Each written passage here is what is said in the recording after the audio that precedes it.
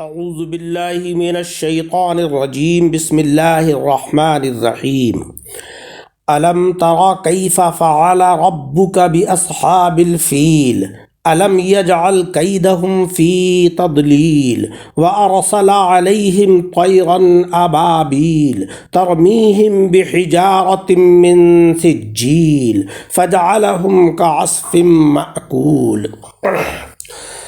سامعین اکرام، سورہ فیل کی تلاوت کی ہے، جس میں اللہ جل شانہ وعم نوالہ نے پیارے آقا صلی اللہ علیہ وسلم سے فرمایا، الم تری کیف فعل ربک باصحاب الفیل، اے محبوب کیا تم نے نہیں دیکھا تمہارے رب نے ان ہاتھی والوں کا کیا حال کیا۔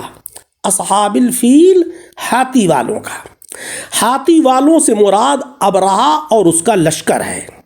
ابرہہ یمن اور حبشے کا بادشاہ تھا۔ اس نے صنعاء میں ایک عبادت خانہ بنایا تھا اور وہ چاہتا تھا کہ حج کرنے والے بجائے مکۃ المکرمہ کے یہاں پر آئیں اور اسی کنیسہ کا وہ طواف کریں۔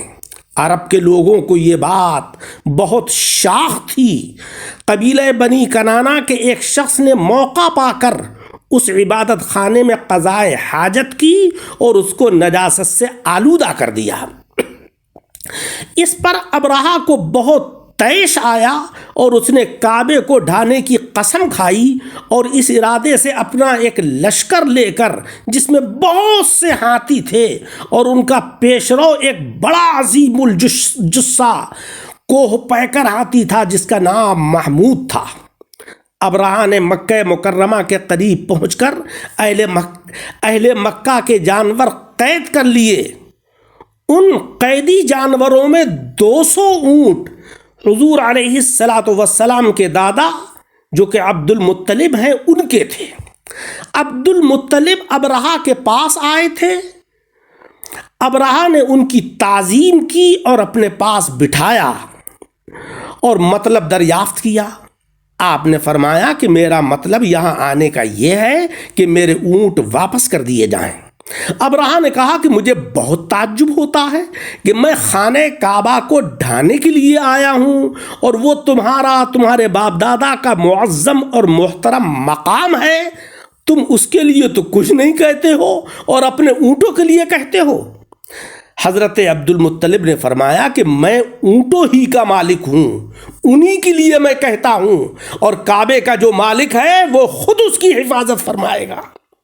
ابرہہ نے آپ کے اونٹ واپس کر دیے۔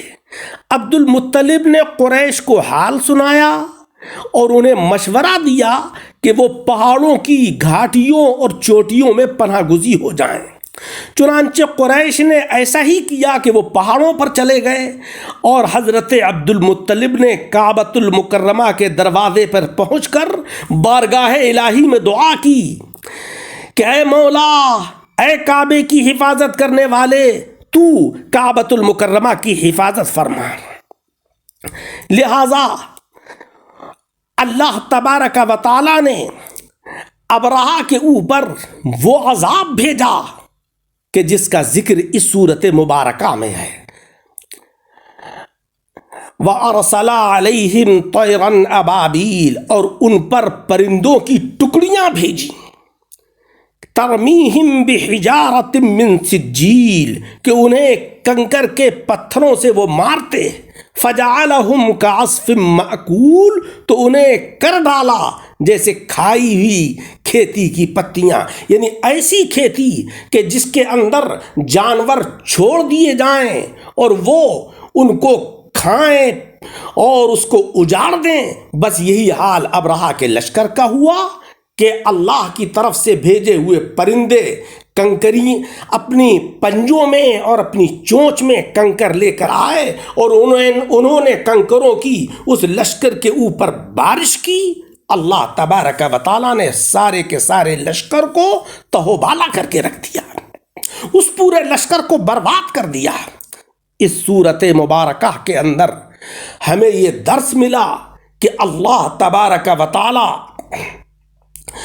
اپنے مقدس مقامات کی حفاظت فرماتا ہے، اپنی مقدس اور مکرم چیزوں کا وہ محافظ ہے۔ یہی وجہ ہے کہ قرآن عظیم جو نسخہ کیمیا ہمارے پاس موجود ہے وہ منوعاً جیسا نازل ہوا تھا آج اللہ کے فضل و کرم سے ویسا ہی ہمارے پاس ہے، اس لیے کہ اللہ تبارک و تعالیٰ اس کا محافظ ہے۔ مقدس مقامات جو اللہ رب العزت کی تجلی کے نزول کا مرکز ہیں، جہاں ہر وقت اللہ کے انوار و برکات اترتے ہیں، مولا تبارک و تعالیٰ ان کی حفاظت فرماتا ہے۔ قرآن عظیم میں یہی کہا جا رہا ہے کہ الم تری کیف فعل ربک باصحاب الفیل، اے محبوب کیا تم نے نہیں دیکھا تمہارے رب نے ان ہاتھی والوں کا کیا حال کیا؟ الم یجعل کیدہم فی تضلیل، کیا ان کا داؤ تباہی میں نہ ڈالا؟ وارسل علیہم طیرا ابابیل، اور ان پر پرندوں کی ٹکڑیاں بھیجیں، ترمیہم بحجارۃ من سجیل، کہ انہیں کنکر کے پتھروں سے وہ مارتے، فجعلہم کعصف مأکول، تو انہیں کر ڈالا جیسے کھائی کھیتی کی پتیاں۔ آج ہمیں یہ چاہیے کہ ہم وہ صورتیں کم از کم کہ جو نماز کے اندر تلاوت کرتے ہیں، کم از کم ان کا ترجمہ اور ان کے معنی اور ان کے مطالب ہمیں معلوم ہوں، تاکہ نماز پڑھنے میں، عبادت کرنے میں ہمیں لطف آئے، مزہ آئے، اور ہماری توجہ اللہ کی طرف کو ہو۔ اللہ رب العزت ہمیں عمل کی توفیق عطا فرمائے، آمین بجاہ النبی الکریم۔